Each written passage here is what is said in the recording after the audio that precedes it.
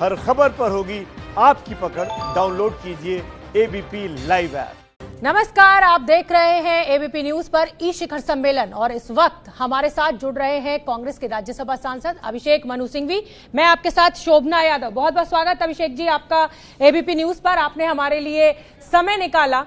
मोदी 2 का 1 साल पूरा हो गया है और ये पूरा 1 साल खबरों और गहमा गहमी से भरा हुआ रहा। शायद हमारा संपर्क टूट गया है अभिषेक मनु सिंघवी जी से, वो हमारे साथ जुड़ेंगे। लेकिन मैं आपको बता दूं कि ये जो मंच ई शिखर सम्मेलन का हमने सजाया है, आज सुबह से ही तमाम सत्ता पक्ष के दिग्गज और विपक्ष के दिग्गज इस मंच पर आ रहे हैं। 1 साल का क्या आकलन है वो हम आपको लगातार जो नेताओं का वर्जन है वो भी सुनवा रहे हैं। लेकिन इससे पहले राकेश सिन्हा राज्यसभा सांसद हमारे साथ मौजूद थे। उन्होंने कहा कि भारत चीन टकराव पर मोदी सक्षम है, मुकाबला होगा तो चीन को हरा देंगे। बीजेपी के राकेश सिन्हा बोले भारत चीन टकराव पर कि अगर टकराव हुआ तो चीन को हरा देंगे। ये अब से कुछ देर पहले मेरे सहयोगी सुमित अवस्थी के साथ राकेश सिन्हा मौजूद थे। उन्होंने कहा कि अगर मुकाबला होगा चीन से तो हम चीन को हरा देंगे।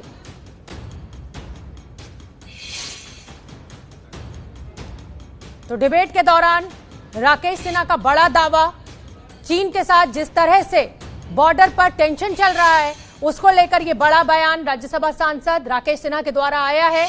लगातार आज डोनाल्ड ट्रंप ने भी ये कहा कि मोदी से उनकी बात हुई है। हालांकि बीजेपी ने केंद्र सरकार ने इसका खंडन किया है कि मोदी का मूड अच्छा नहीं है, लेकिन केंद्र सरकार ने इसका खंडन किया है। अब बीजेपी के नेता राकेश सिन्हा का यह कहना है कि भारत चीन टकराव पर हम चीन को हरा देंगे, मुकाबला होगा तो हम चीन को हरा देंगे। ये बड़ा बयान राकेश सिन्हा की तरफ से आया है। अगर मैं लॉकडाउन 5 की बात करूं तो प्रकाश जावड़ेकर केंद्रीय मंत्री, उन्होंने कहा कि जो रेड जोन है उन पर हमें ध्यान देना होगा। तो लीजिए अभिषेक मनु सिंघवी जी हमारे साथ जुड़ गए। सर क्षमा चाहते हैं, आपसे संपर्क टूट गया। मेरा सवाल आपसे यह है कि मोदी 2 का पहला साल पूरा हुआ है और ये पूरा 1 साल खबरों और गहमा गहमी से भरा हुआ रहा है। अभिषेक मनु सिंघवी का क्या आकलन है, कितने नंबर देंगे आप इस पूरे 1 साल के फैसलों को? देखिए, नंबर देने के बिजनेस में मैं न हूं, न उसका कोई वैज्ञानिक तरीका है। और फिर आप नंबर को डिस्टॉर्ट कर देंगे तो फिर वो बात बतंगड़ बनेगी। मैं ये जरूर कहूंगा कि 2.0 में वास्तव में सही रूप से 1-2 नंबर भी देने की क्षमता नहीं बनती। जब शुरू किया था 1.0 में तो कुछ मुद्दे थे, SAARC, BIMSTEC, south east Asia वगैरह, जहां कुछ नंबर मिल सकते थे। आज इस वर्ष को देखें आप, अगर एक दूर दृष्टि से, अगर एक थोड़ा हटकर और राजनीति को छोड़ भी दें, आप इसका एक ऑब्जेक्टिव अवलोकन करें। नंबर 1, आपने आर्थिक क्या उपलब्धि की है, मैं जानना चाहूंगा आपसे यानी आपके जो लोग देख रहे हैं उनसे। नंबर 2, आपने सामाजिक क्या ही। नंबर 3, राजनीतिक। आप मुझे अगर सिर्फ 1 मिनट दें, 60 सेकेंड। सामाजिक देखिए मैडम, दुराव है, अविश्वास है, अलग अलग वर्गों में वर्गीकरण है, मतभेद नहीं मनभेद है, और इतनी उथल पुथल मचाई है 1 वर्ष में कि मैं समझता हूं कि कई अरसों से नहीं हुई। आर्थिक में 2 वर्ष 7 क्वार्टर्स, 2 वर्ष में 1 क्वार्टर कम, सीधा पहली बार 2 वर्ष से कंटिन्यूसली हर क्वार्टर, हर तिमाही पे आपकी जीडीपी गिर रही है। ठीक है। अभी हमारे को कोविड के पहले 4% कहा गया है, अब 1 या 0% हो तो हम सौभाग्यवान रहेंगे। एक्सपोर्ट्स 0 पे ग्रोथ है। मैन्युफैक्चरिंग सबसे, मैं कोविड के पहले की बात कर रहा हूं, महत्वपूर्ण बात कह रहा हूं मैं आपको। मैं जनवरी के पहले की बात कर रहा हूं। ठीक है। मार्च से है कोविड। ये हालत है सामाजिक, ये हालत है आर्थिक। और राजनीतिक में अगर एक सेंटेंस ही बोलूंगा मैं, कि अगर आपका उद्देश्य है कहना कि भाई मैं बहुमत का नेता हूं, मैं पहली बार चाहता हूं कि मैंने पहली बार कर दिया, ये घोषणा होनी चाहिए 70-75 वर्ष के हमारे इतिहास में कि पहली बार मैंने कर दिया, इसलिए मेरा नाम ये है। तो अगर ये उद्देश्य है तो आप कुछ भी कर सकते हैं, लेकिन उसका दूरगामी दुष्प्रभाव या अच्छा प्रभाव क्या हुआ उसका अवलोकन करिए। आज अपने आप छाती पे हाथ रख के पूछिए कि कश्मीर में 4 से 14, 10 वर्ष जो आप आर्थिक विकास देखा या पर्यटन के हिसाब से देखा और राष्ट्रीय सुरक्षा के 4 मुद्दों पे देखा आपने, सीज फायर वायलेशंस, सुरक्षा कर्मियों की मृत्यु, सिविलियंस की मृत्यु इत्यादि, चारों मापदंड देख लीजिए। और आज में 1 साल से आपको बंद करना पड़ा है, वो इंटरनेट नहीं चल रहा है, लोग डिटेंशन में हैं और आपका पर्यटन शून्य है, तो राजनीतिक क्या, सामाजिक क्या, आर्थिक क्या? ठीक है। अब मेरा अगला सवाल आपसे, जब आपने आर्थिक मंदी की आप बात कर रहे हैं, आप कोविड से पहले की भी बात कर रहे हैं और आप ये खुद स्वीकार कर रहे हैं कि आर्थिक रूप से सरकार के जो फैसले रहे उसके चलते अर्थव्यवस्था डूबी।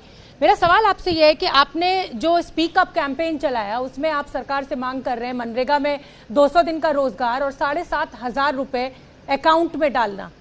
आप खुद कानून के ज्ञाता हैं, सरकार में बड़े पदों पर रहे हैं, क्या आपको ये फीजिबल लग रहा है तब जब सरकार इस समय बहुत मुश्किल के दौर में है? ऐसा तो नहीं कि इस समय क्योंकि आप विपक्ष में बैठे हैं इसलिए कुछ भी मांग कीजिए और सरकार पर दबाव बनाइए और जनता तक कुछ का कुछ मैसेज पहुंचाइए?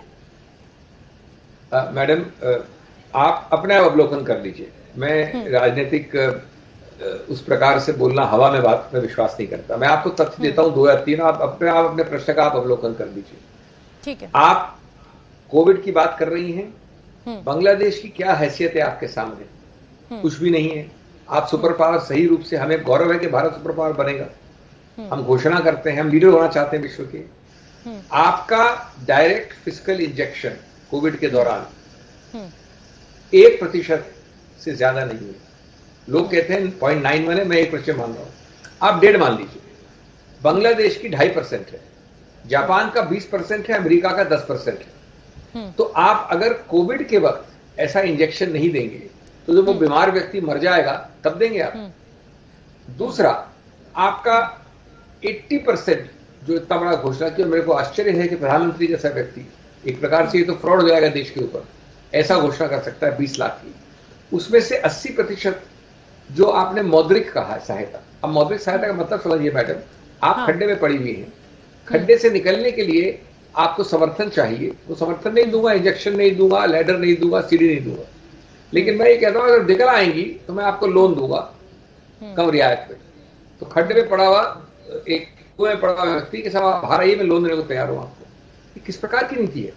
और क्या आपने पूछा कि हम बोल रहे हैं, आप सिर्फ अगर 7,500 रुपए माइग्रेंट्स को देते, या आपने 2 अलग-अलग प्रश्न पूछे, मैं 1 मिनट और लूंगा, आपने बहुत महत्वपूर्ण पूछा है। 30 सेकंड आप आराम से बोलिए, मैं आपको सुनने के लिए ही बैठी हूँ, आप बोलिए। सॉरी, मैंने कहा मैं पॉइंट टू पॉइंट बोलना चाहता हूं।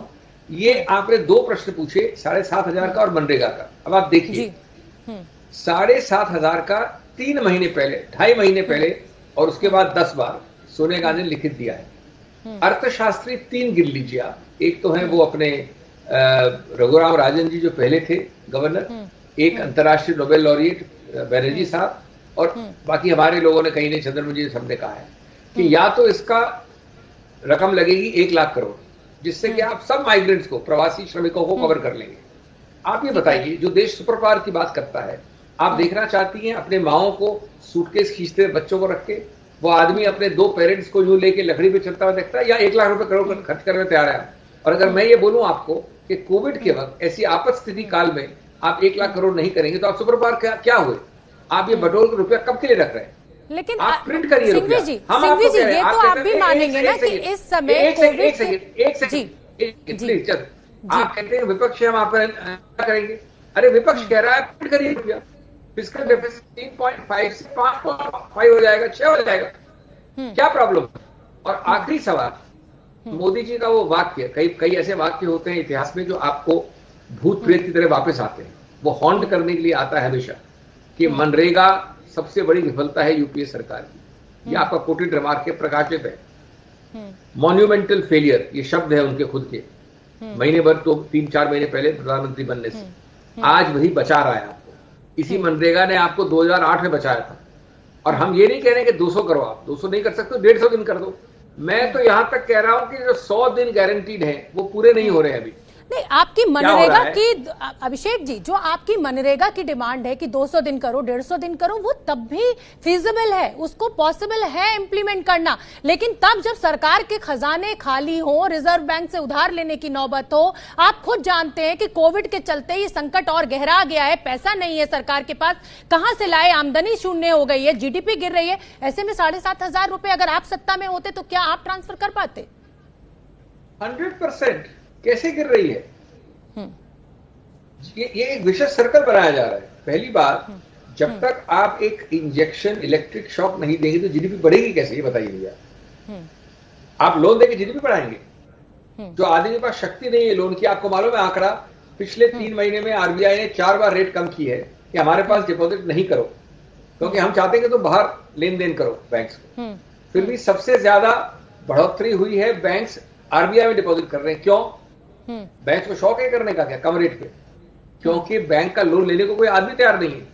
तो आप जीडीपी के लिए जब तक इलेक्ट्रिक शॉक, फिस्कल स्टिमुलस हो, क्या होता है? वो होता है जेब में पैसा। आप 7,500 में माइग्रेंट को 1 लाख करोड़ नहीं दे सकते, आपकी क्या हैसियत है? आपने कहा कि हमारा पैसा नहीं है। पैसा मैं आपको 3 बार कह रहा हूं, 3.5% की फिस्कल डेफिसिट जिसको कहा जाता है, वो हो जाएगी 5.5%, 6%। भैया फिस्कल डेफिसिट पत्थर की लकीर थोड़ी होती है। अगर कोविड जैसे आपातकाल में नहीं करेंगे आप, तो कब करेंगे? फिस्कल डेफिसिट को तो बढ़ाना पड़ेगा ही, चाहिए। हम तो कह रहे हैं कि आप छापिए पैसा। ठीक है। आज के समय में इन्फ्लेशन का कोई चक्कर नहीं है, आपका डिमांड नहीं है, पैसा चाहिए जेब में। ठीक है अभिषेक जी, मनरेगा का 200 दिन छोड़ दीजिए, मनरेगा के 100 दिन पूरे नहीं हो रहे मैडम, ये तकलीफ है। ठीक है, ठीक है अभिषेक जी, लॉकडाउन को लेकर तमाम बयान कांग्रेस पार्टी की तरफ से आ रहे हैं। क्या आप ये कह रहे हैं कि लॉकडाउन फेल रहा, लॉकडाउन की जरूरत नहीं थी? आपका क्या मानना है? मैं बिल्कुल ये नहीं कह रहा हूं। आपने बड़ा महत्वपूर्ण प्रश्न पूछा मैडम, क्योंकि मैंने अभी 1 हफ्ते पहले मैंने ही प्रेस कॉन्फ्रेंस ली है। आप उसका पन्ना निकाल दीजिए, मैंने एक चार्ट दी है, लॉकडाउन नंबर 1, लॉकडाउन 2, लॉकडाउन 3 किस तारीख को हुए। हम कह रहे हैं एक ही सेंटेंस, अनप्लैंड लॉकडाउन, बिना सोचे समझे किया हुआ लॉकडाउन, नी जर्क लॉकडाउन, अचानक लॉकडाउन। ए, करने के वक्त, एंट्री के वक्त, और बी, उससे दूरगामी या निकलने की या बाहर लंबी सोच क्या है। इन दोनों के अभाव में लॉकडाउन से बहुत ज्यादा नुकसान हुआ, बनिस्बत फायदा कम हुआ। आप 3 आंकड़े नोट कर लीजिए, जिस लॉकडाउन की पहली तिथि और लॉकडाउन की आज 10वां दिन चल रहा है 4.0 लॉकडाउन का, सबसे ज्यादा बढ़ोतरी केसेस की तब हुई है। और सिर्फ सबसे ज्यादा नहीं, विश्व में अगर बड़े देशों को ले तो ब्राजील के बाद स्थान 2 है हमारा इंक्रीज ऑफ केसेस की रेट ऑफ ग्रोथ पे, 5.1, ब्राजील में 5.7 है। अगर आप विश्व के सब देश को गिने तो हम 5वें नंबर पे। नंबर 2, आज भी टेस्टिंग सबसे न्यूनतम है। नंबर 3, रेट ऑफ ग्रोथ हर गलत पैमाने की, तो कह रही है ना कि आप टेस्टिंग बढ़ाई गई है, 1 लाख तक ये आंकड़ा पहुंचा है टेस्टिंग का। बहुत अच्छा किया है, आप सही कह रही हैं, लेकिन आपको सही आंकड़ा मालूम है? 22,000 से अब 1 लाख हो रहा है प्रतिदिन, कहते हैं वो। मैं तो बहुत शाबाशी देता हूं, लेकिन आपको जो रियल आंकड़ा नहीं बताया जा रहा है। प्रति मिलियन पॉपुलेशन के, टेस्टिंग का आंकड़ा होता है प्रति मिलियन पॉपुलेशन की। प्रति मिलियन पॉपुलेशन में हम विश्व के सबसे न्यूनतम स्थान पे हैं। 2 व्यक्ति या 3 व्यक्ति प्रति 10 लाख। आइसलैंड में है 250। मैं ये नहीं कह रहा हूं कि आप आइसलैंड बन जाइए, मैं आपको नंबर 1 और नंबर लास्ट मुझे अच्छा लग रहा है अभिषेक जी, मुझे बड़ा अच्छा लग रहा है। आप विदेशों से खूब कंपैरिजन इंडिया का कर रहे हैं, और तस्वीरों का भी आपने जिक्र किया अटैची के ऊपर, बच्चे का आपने जिक्र किया। कैविएट दे रहा हूं। हाँ, मैं इसी पे मेरा सवाल है कि जो तस्वीरें सामने आ रही है, चाहे माँ के कफन से बच्चा खेल रहा हो, चाहे ब्रीफकेस के ऊपर बच्चा सोता हुआ जा रहा हो, जो श्रमिकों की जिसे कहा जाए कि मार्मिक तस्वीरें हमें देखने को मिल रही हैं, अपने दिल पर हाथ रखिए और मेरे सवाल का जवाब दीजिए। क्या सिर्फ 6 साल के मोदी का शासन ही जिम्मेदार है, या 50-55 साल के अपने शासन को भी आप इसमें गिनेंगे, अगर गरीबों की आज ये स्थिति और वो इस तरह से सड़कों पर है? अगर आप राजनीतिक प्रश्न पूछ रही है और मेरे को दिल पे हाथ रख के कहने को बोल रही है, तो 100% मोदी शासन। ये वाला जो पहलू आपने बताया, मतलब जो आप 50-55 साल में नहीं कर पाए वो 6 साल में कर देते। क्या गरीबी कांग्रेस के शासन में नहीं थी? आपने प्रश्न पूछ लिया है, मेरा उत्तर सुनने का सब्र रखें। ठीक है। हाँ, प्रश्न गरीबी का नहीं है, प्रश्न गरीबी का बिल्कुल नहीं है। वैसे आपने गरीबी का प्रश्न पूछा तो 2004 और 14 के बीच में भारतवर्ष का सबसे बड़ा आंकड़ा 40% से 24% बिलो पॉवर्टी लाइन किया गया। सबसे बड़ी घटत गरीबी की उस 10 साल के शासनकाल में हुई है। कितने मिलियन लोग गरीबी रेखा से ऊपर गए, लेकिन वो मुद्दा नहीं है, ये बरगलाने वाली बात है। मैं आपको बताऊं 30 सेकंड में। ये बात है प्रवासी श्रमिकों की। प्रवासी श्रमिकों की ये हालत किसने की? मोदी जी के 4 घंटे के नोटिस वाले घोषणा में उन्होंने कहा कि जो पॉज बटन होता है आपकी मशीन का, वो दबा देता हूं मैं, आप प्रवासी श्रमिक जहां हो वहीं रहो। उसके बाद आपने 40 या 50 दिन तक कोई वाहन नहीं दिया, अचानक एक दिन कहा कि वाहन से भेजो। उसके बाद केंद्र सरकार ने कल माना है और शुरुआत से मान रही है, मैं पेश हुआ उच्चतम न्यायालय में, कि हम 1 पैसा नहीं देंगे प्रवासी श्रमिक को, पूरा किराया भेजने वाला स्टेट या रिसीविंग स्टेट देगा। आपको मालूम है स्टेट की आर्थिक हालत क्या है, आपकी हालत नहीं, ये बात नहीं है, सुप्रीम कोर्ट के आगे बोल रहा हूं मैं। केंद्र सरकार ने आज भी माना है कि वो 1 पैसा देने को तैयार नहीं है श्रमिकों के जाने के लिए, कि इसका मतलब हुआ कि जो प्रदेश सरकारें हैं वो आंशिक रूप से कवर करती हैं श्रमिकों को, सब श्रमिकों को कवर कर ही नहीं सकती। नंबर 4, जितना करना है श्रमिकों के लिए वो प्रदेश सरकार को करना है। बस स्टैंड पे कैंप बनाना, खाना खिलाना, रखना, भेजना, एयरफेयर देना। इंडियन रेलवेज 100% चार्ज करेगी, जो आपसे टिकट चार्ज करती है और हमसे, लेकिन उसका पे करेगा प्रदेश सरकार। तो आपने मदद क्या की, केंद्र सरकार अधिकार क्षेत्र तो कोविड के दौरान खूब बढ़ा देगी, और उत्तरदायित्व जब आता है तो कहती है हमारा कुछ उत्तरदायित्व नहीं, प्रदेश सरकार का है ये। इसके लिए मौजूद कौन है जिम्मेवार?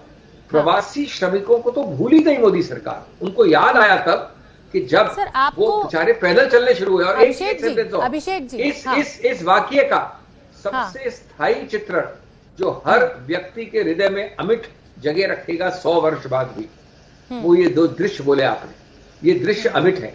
ये दृश्य उन लोगों के नहीं है जो हमेशा से गरीबी से मरते रहे, कालाहांडी में मरते रहे, कुछ भी कह लीजिए, आप 1900 जो काम करते थे, बिल्कुल आप 1947 के दृश्यों से इन दृश्यों की तुलना कर रहे हैं अभिषेक जी, लेकिन इन तस्वीरों के लिए जितना बीजेपी के 6 साल का शासन जिम्मेदार है ना, उससे कहीं ज्यादा 55 साल 52 साल का आपका शासन जिम्मेदार है। लेकिन मेरा सवाल आपसे ये, आप वहां, हाँ, ये सिर्फ मोदी की नाकामी नहीं है। नहीं, आप करिए मुझे इंटरप्ट, आप मुझे इंटरप्ट करिए।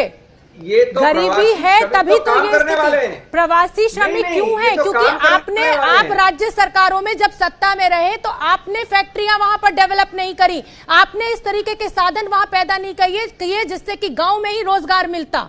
अपनी जिम्मेदारी से इतनी आसानी से पल्ला मत झाड़िए अभिषेक जी। जब आप प्रवासी श्रमिकों की बात करेंगी, कोविड के दौरान जिनको जो काम कर रहे थे उनको अचानक लॉकडाउन किया, 1 दिन का नोटिस बिना दिए, उनको भेजने के लिए पैसा नहीं दिया। केंद्र सरकार उसका उत्तर है, वो सवाल केंद्र सरकार से पूछा जाएगा, वो गलती है उनकी अभिषेक जी। उसका उत्तर है 70 साल का विकास का अभाव। तो वो तो पूरे देश का है। 70 साल का विकास का अभाव अगर आपको लगता है कि ये आंसर है, तो फिर कल तो मोदी जी इसका उत्तर देंगे कि हम दूरगामी प्रोग्राम कर रहे हैं कि अगले 10 साल में से हटा देंगे हम, अभी कोविड में मरो आप, हमारा प्लान है 10 साल का। दूसरे की गलती निकालकर हम अपनी गलती को जस्टिफाई नहीं कर सकते ना अभिषेक जी। अभिषेक जी, आपने वाहन की बात की, मैं आगे बढ़ूंगी चर्चा में। आपने वाहन की बात करी, मोदी सरकार पूरा पैसा ले रही है। हमने भी देखा कि उत्तर प्रदेश के बॉर्डर पर आपने बसें खड़ी कर दी, अच्छा सराहनीय काम है, लेकिन और भी अच्छा होता अगर ये बसें आप महाराष्ट्र में खड़ी कर देते।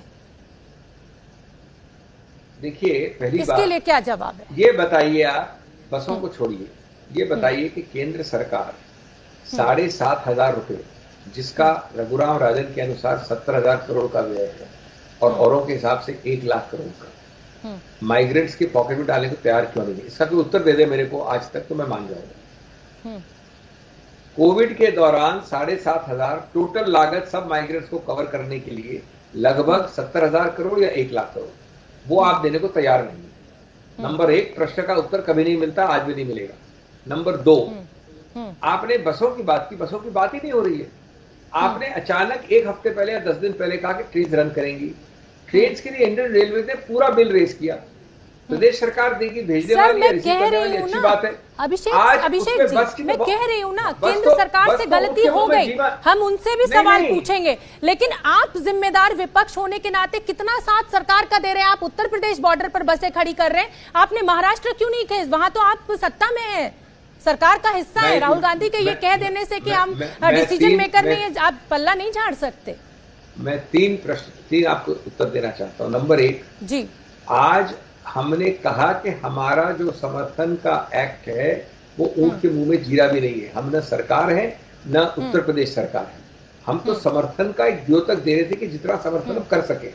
आप ये बताइए कि जो लोग पैदल चल रहे हैं रोड पे, जो लोग उत्तर प्रदेश की सीमा के पास पहुंच गए हैं, जो लोग जयपुर पहुंच गए हैं, आधा पहुंच गए रास्ता, उनके लिए अगर हमने बसें दी जो कि हम तो खुद कह रहे हैं कि ऊँट के मुंह में जीरा भी नहीं है, उसका उत्तर आप ये प्रश्न मेरे से पूछ रही हैं, क्या बेहतर प्रश्न ये नहीं होगा कि उसका उत्तर ये होता है कि ये तो एम्बुलेंस है, ये तो जीप है, इसकी 20% वाहनें काम नहीं कर रही हैं, या इसको आप बॉम्बे ले जाइए लेकिन हमारे बॉर्डर के पास जो खड़े हैं लोग उनको नहीं ले जाएंगे हम। ये क्या उत्तर हुआ? सर मेरे पास समय कम है, अभिषेक जी मेरे पास समय कम है। इस पे साइन नहीं किया है, महाराष्ट्र ने साइन नहीं किया। अरे हम तो पार्टी हैं, हम आपको एडिशनल समर्थन दे रहे हैं, उस समर्थन लेने को कभी तैयार है आप।